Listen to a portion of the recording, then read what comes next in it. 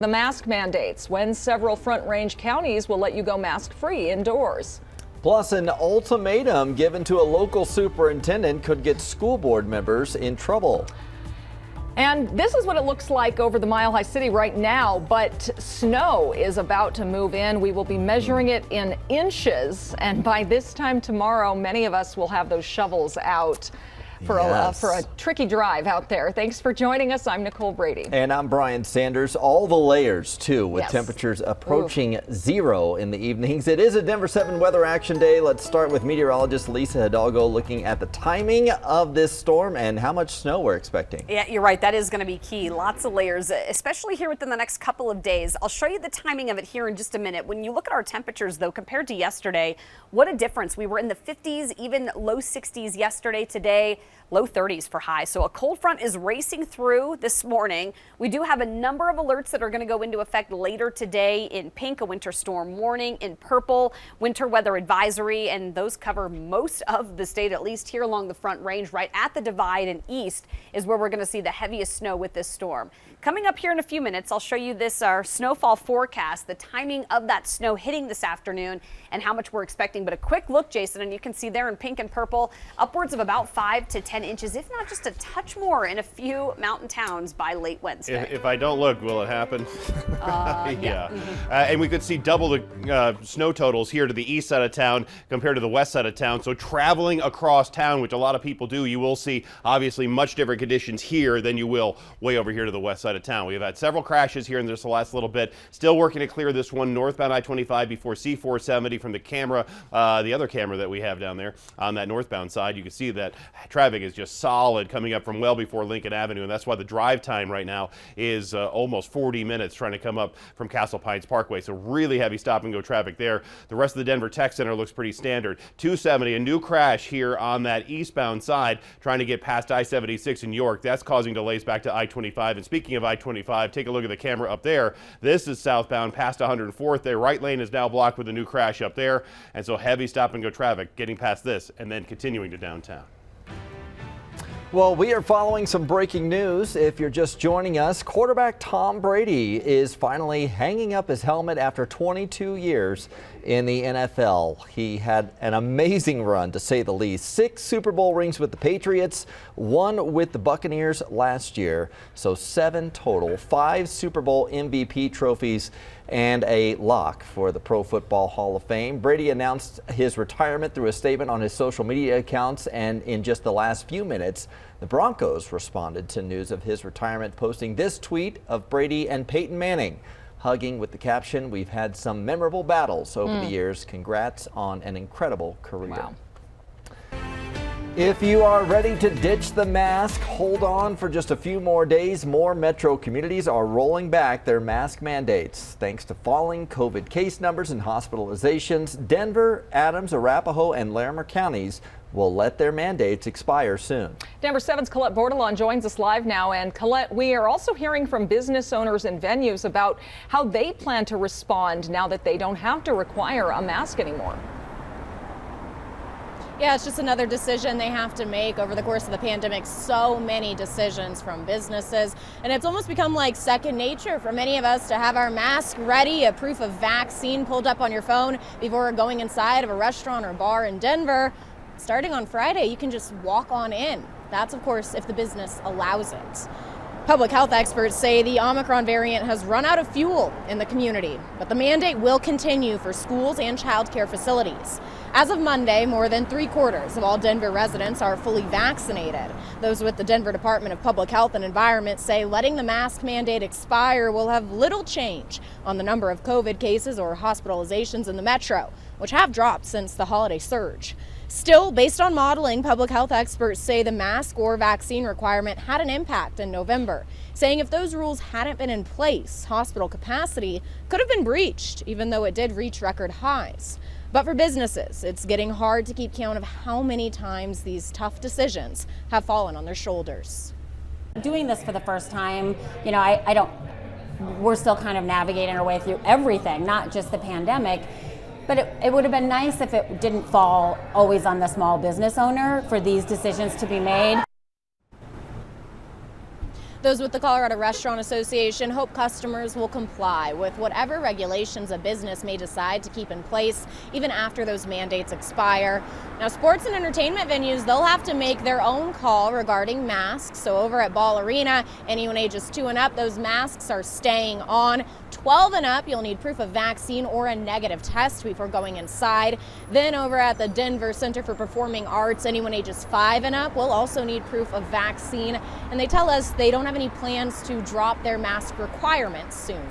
In Denver, Colette Bordelon, Denver 7. Still a patchwork of different rules out there. Thank you, Colette.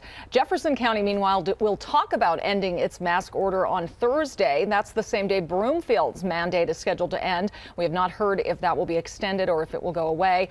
Boulder, Pitkin, and San Miguel are the only other counties with mask orders in place. Denver 7 spoke with the director of emergency services for Swedish Medical Center about dropping the mask mandates. He says it's great we've reached this point in the pandemic, but he still encourages people, including the immunocompromised, to protect themselves. And folks should take precautions accordingly. So if you're going to be in an enclosed environment with other people, if you're, for example, on an airplane or traveling, or really can't know who around you may or may not be vaccinated, it would be prudent to continue to consider wearing a mask. And I think we're always needing to adapt to whatever the kind of current conditions are. The good news about the current Omicron, variant is that for people who are fully vaccinated and boosted, the morbidity and risk is very, very low. The statewide mask mandate was lifted May 14th of last year. Then came the Delta variant, and by Thanksgiving, many communities around the metro were once again requiring masks. We want to hear from you. Are the mask orders being lifted too soon? You can send us your comments to 360@thedenverchannel.com or post on our Facebook page. Well, we might soon have a COVID vaccine for kids under 5 years old. Pfizer is expected to submit its application for emergency use authorization as early as today. The FDA wants the drug maker to submit its application based on the results of studies for a 2-dose regimen. Kid doses of the Pfizer vaccine are 1/10 the strength of the adult shot. COVID cases among children are dropping for the first time since Thanksgiving. Cases among older Americans are also trending down, even as the U.S. pushes past 75 million COVID cases since the start of the pandemic. The FDA has given full approval for Moderna's COVID-19 vaccine to be used on those 18 and older. Up to this point, Moderna's vaccine was being used under emergency authorization.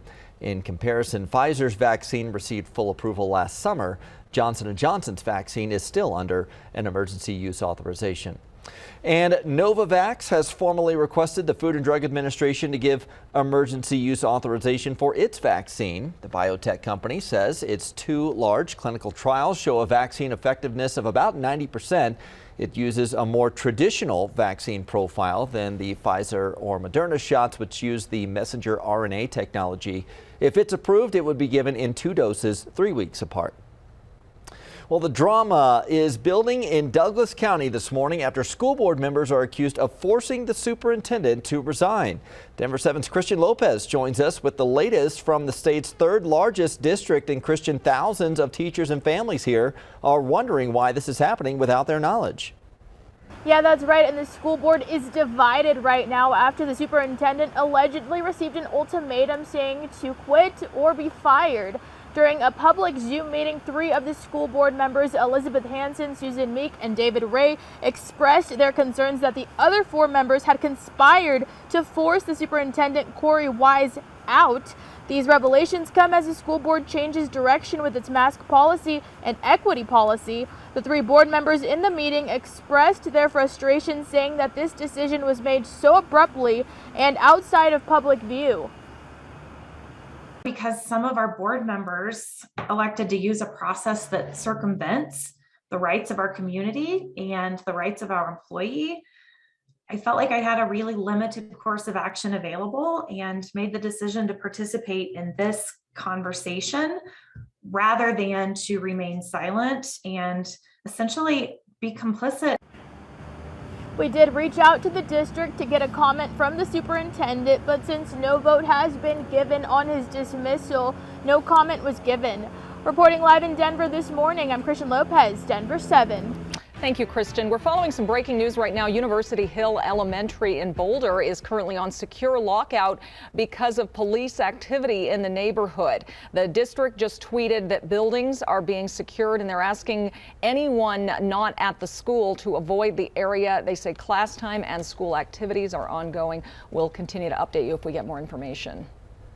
Boulder County officials say they are almost done with their initial investigation into what sparked the Marshall Fire. They're looking at an abandoned coal mine, downed power lines, and a nearby shed fire as possible causes, but the sheriff's office says it could still take several months to release the official report.